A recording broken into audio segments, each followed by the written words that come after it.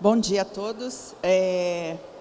Eu me chamo Ivonete Chaves, do Instituto Água e Terra, e hoje diretora de licenciamento ambiental, outorga, fiscalização e monitoramento ambiental. Então, assim, como o tempo é curto, mas nós vamos fazer uma breve apresentação do que é o licenciamento e essa inter-relação com a outorga, que é de bastante importância para todo o processo ambiental, de análise ambiental.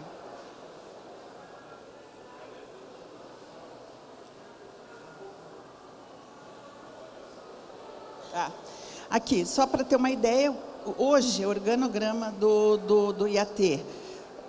Há um tempo atrás, até 2019, nós tínhamos uma outra estrutura, que era o Instituto Ambiental do Paraná, e nós tínhamos o Instituto das Águas do Paraná, que trabalhavam, eles faziam parte da mesma secretaria, mas eram órgãos independentes.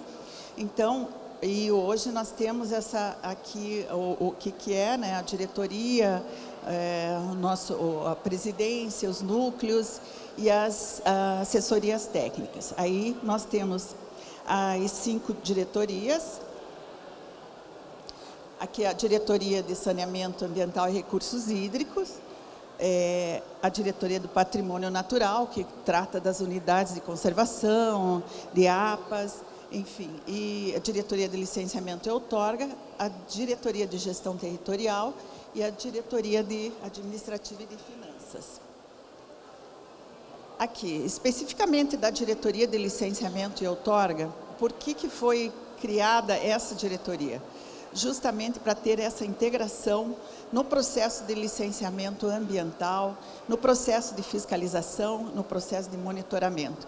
E a questão da utilização de águas, o monitoramento, principalmente na questão de qualidade de água. Então, nós temos hoje, dentro da diretoria, a gerência de licenciamento, a gerência de outorga e a gerência de monitoramento e fiscalização ambiental. A diretoria de fiscalização, ela fiscaliza a questão do licenciamento, a questão das atividades poluidoras, dos problemas de poluição, das atividades degradadoras, a questão de supressão de vegetação, a questão da fauna e também a questão da outorga de recursos hídricos também é fiscalizada. E é uma coisa assim recente, depois a Natasha vai até comentar sobre isso, mas é uma coisa bem recente. E aí a diretoria de licenciamento, nós temos a divisão de licenciamento de atividades poluidoras, a divisão de fauna e flora e a de licenciamento estratégico. E a gerência da outorga, a divisão de outorga estratégica e a divisão de análise, demanda e disponibilidade hídrica. Bom, aqui, ali ficou meio, não sei se vocês estão enxergando, mas aqui a inter-relação, por que é importante a gente trabalhar dessa forma? Eu acho que assim, até um exemplo, né, para outros órgãos, porque nós temos aqui toda essa inter-relação entre licenciamento, outorga e monitoramento. Hoje, por exemplo, não se faz um licenciamento se ele não, um licenciamento ambiental, se ele não tiver, por exemplo, a questão da supressão de vegetação, ela é importante. A questão do uso, a utilização de recursos hídricos também é uma questão muito importante, porque se nós não tivermos, se ele não tem água para captar, se ele não tem como lançar o seu efluente, ele não vai conseguir, o empreendedor não vai conseguir ter esse empreendimento. Então, é de muita importância todo esse processo. E aqui o que a gente fala do monitoramento, porque nós precisamos monitorar, nós temos todo um trabalho que é realizado entre outorga e licenciamento com relação à questão do monitoramento. Então, nós exigimos de quem lança efluente a declaração de carga poluidora, que é analisada tanto para o licenciamento como para a outorga.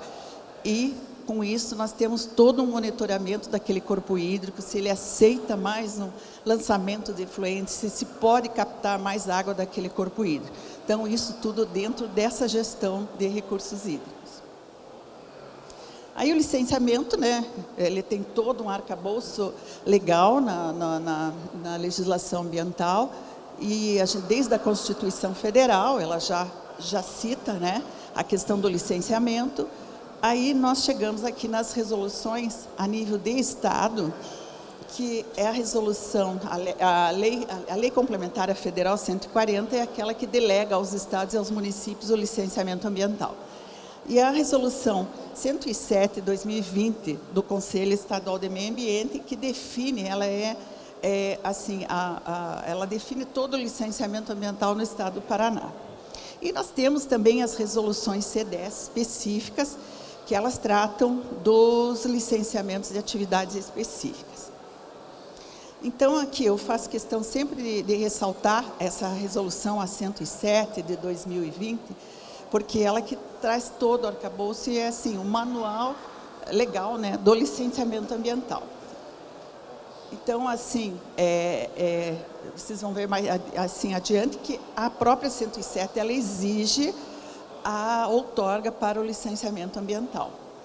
Então, as atividades causadoras de poluição ou degradação ambiental precisam do licenciamento ambiental.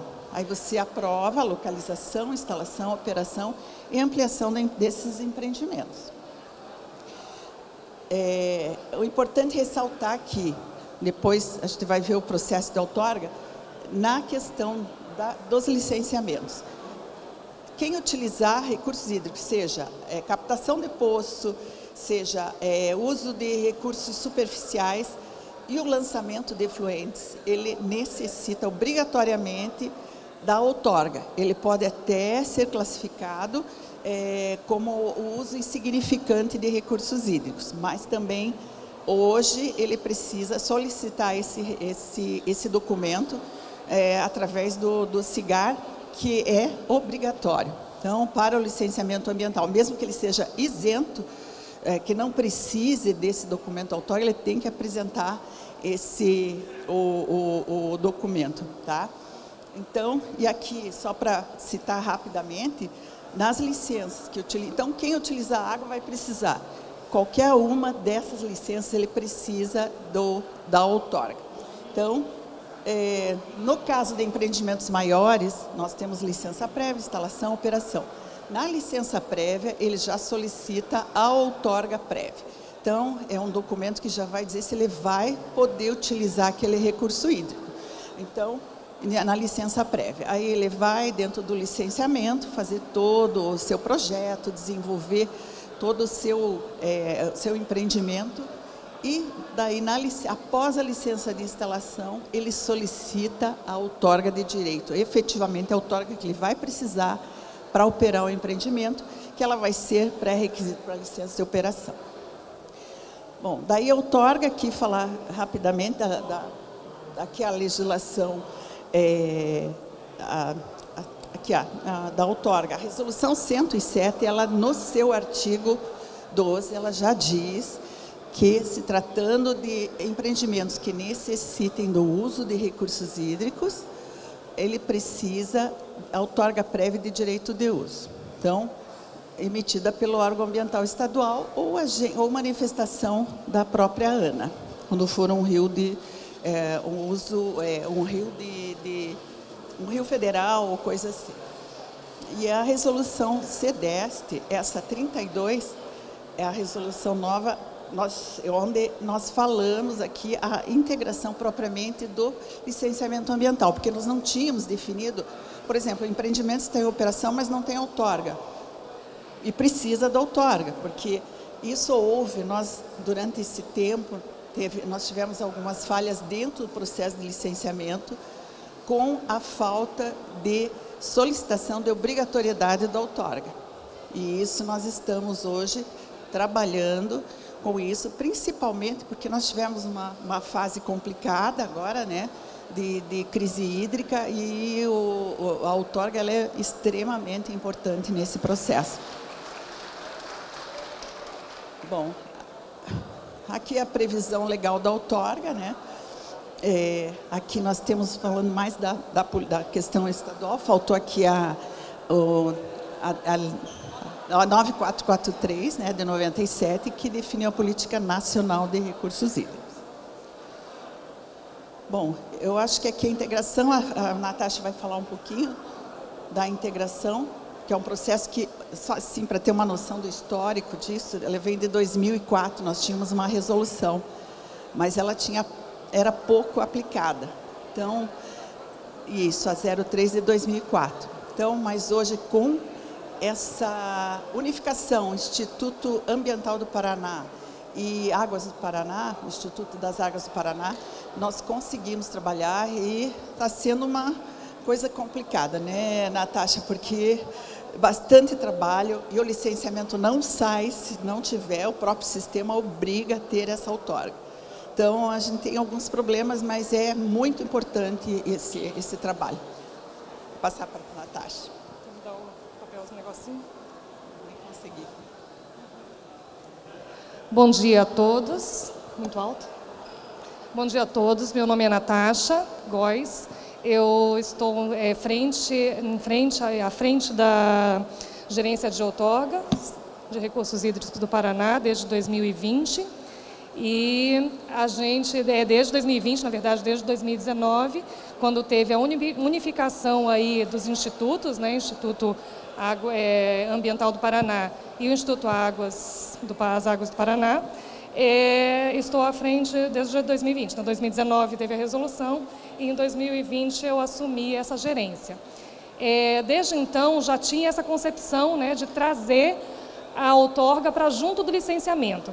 Então, a gente, dentro de toda a apresentação que a Ivonete teve, de mostrar a Resolução 32, que nós fizemos aí uma revisão da Resolução 03 de 2004, devido a essas mudanças ao longo do tempo, de 2004 até agora, das licenças novas, dos tipos de modalidades de licença que tiveram. Então, nós alteramos aí essa resolução, que eu acho que é um dos maiores ganhos aí dessa unificação dentro da minha diretoria.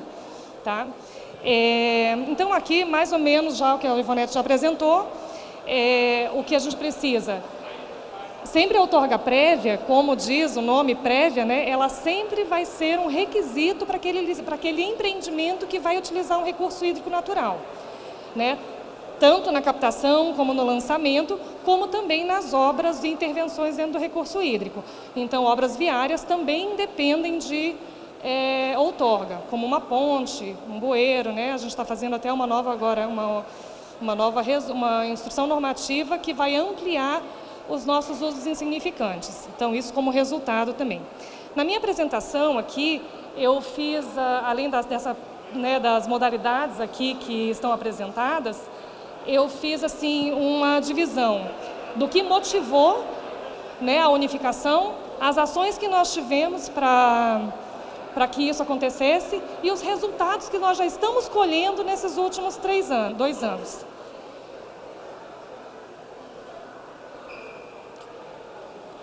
Então, assim, a motivação, né, uma exigência legal, diante, né, da SEMA 107, a desburocratização, né, que sempre foi uma visão aí da presidência do Instituto Água e Terra, para que a gente tivesse mais agilidade nos processos. Né? Veja, não é uma situação que a gente faça devagar os processos, mas um está relacionado com o outro. Então, sempre o licenciamento dependia da outorga, né, e a outorga final de direito vai depender do licenciamento. Então, nessa integração de sistemas, isso realmente dá uma maior velocidade no processo. A regularização dos empreendimentos licenciados sem outorga. Como a nossa diretora falou, em alguns momentos da gestão, houveram entendimentos que trouxeram muitos licenciamentos emitidos sem a outorga. Então, em algum momento foi permitido o licenciamento apenas com o protocolo da outorga, né? E o entendimento nosso da outorga é que um protocolo não dá disponibilidade hídrica, apenas um estudo da bacia, um estudo do corpo hídrico com os seus usuários já instalados e a disponibilidade, né, de áreas de drenagem, enfim, todos os cálculos que a gente faz que vai dar disponibilidade. Então, um protocolo não estabelece nenhum parâmetro. Tá? As áreas críticas, né, que daí surgiram muito em função disso, e muito de um trabalho que, ao longo do tempo, foi feito de forma, pensando sempre assim, na abundância de água. Né? O Paraná sempre trabalhou com abundância de água. É um estado extremamente irrigado, né? Com bastante água. Mas, assim, daí vieram as áreas críticas. E as áreas críticas, elas, nesse caso aqui, a maioria não tem a ver com a crise hídrica. São coisas diferentes. Existem as áreas críticas por escassez hídrica, mas, nesse nosso caso, é pela demanda e pela disponibilidade mesmo. Então, em alguns locais, nós temos sérios problemas de muitos usuários com uma demanda já outorgada grande, às vezes nem utilizada, e outros usuários com a intenção de utilizar a água sem a disponibilidade. Então, a gente tem que trabalhar todo o estudo da bacia para poder dar água para todos, né? Como faz parte da política.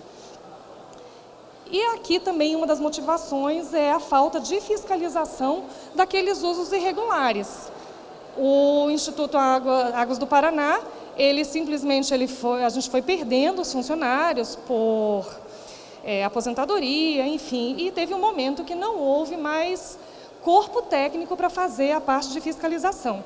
Então, essa junção dos dois institutos, dentro da mesma diretoria, ela proporcionou que a fiscalização de recursos hídricos, né, entrasse aí no manual de fiscalização e começasse a ser efetivado. Claro que depende de treinamento, né? Todo o pessoal da fiscalização nunca tinha feito isso, então eles estão aí também se adequando a esse novo cenário.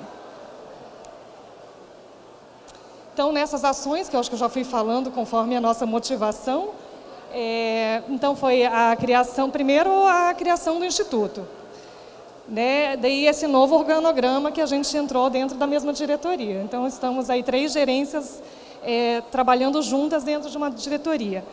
E isso aí, daí a gente trouxe, o presidente na época, né, trouxe toda a outorga, que estava num outro endereço, para o mesmo endereço, mesmo prédio. Isso faz uma diferença, parece que não, mas faz a diferença. Então, a gente trabalha hoje dentro do mesmo prédio. Quando a gente não consegue se falar por telefone, corre lá na sala um do outro e vai tirando as dúvidas. O terceiro seria o nosso sistema, o SIGAR, que é o nosso sistema eletrônico de outorgas, que hoje se comunica com o sistema de gestão também informatizado com a CGA, de licenciamento. Então, assim, eles ainda não são irmãos, mas eles já estão primos. Então, assim, já estão se comunicando. Então, o licenciamento já pede o número da outorga e não o número do protocolo, né? Do mesmo jeito que o SIGAR já pede a licença, o número da licença. E também a gente consegue dar um apoio para o SGA, quando, né, os técnicos da outorga conseguem dar apoios ao SGA para o licenciamento. Se não, aquelas consultas. E aí, dentro dessa integração, que houve aquela situação da gente ter que reescrever a resolução 0304. Então, juntamos também, né, juntamos em salas a diretora, os técnicos, as gerências, e fomos reescrevendo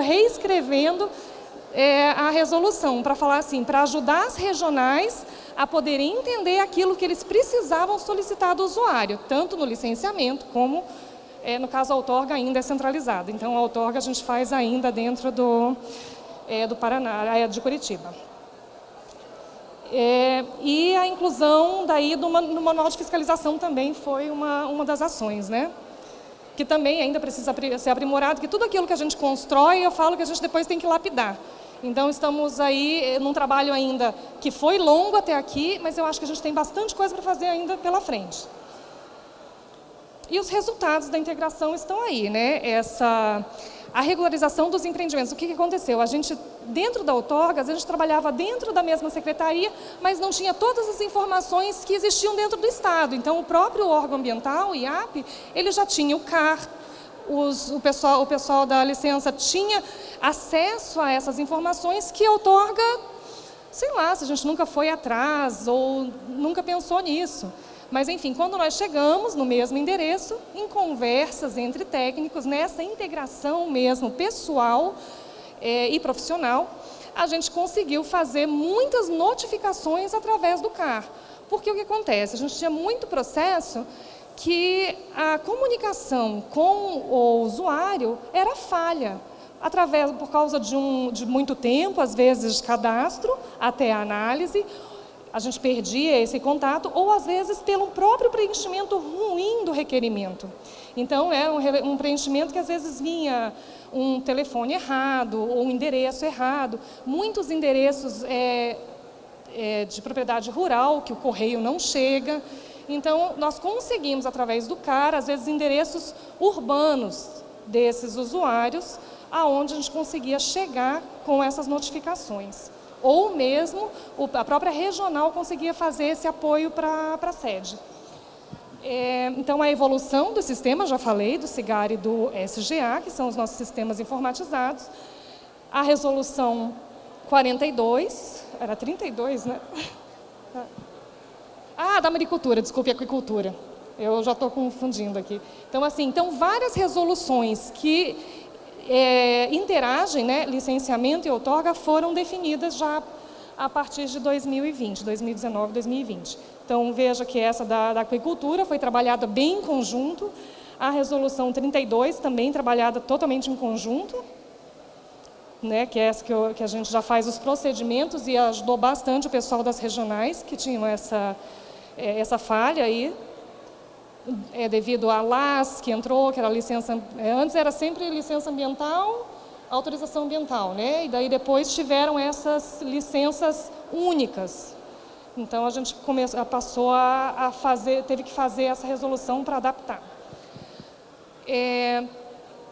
A resolução da irrigação também foi trabalhada junto, além do corpo técnico ali do IAT, já com as gerências unificadas, juntas, né, no caso, na mesma diretoria, e também com o IDR, né, que é o nosso Instituto Agropecuário, né, do Estado.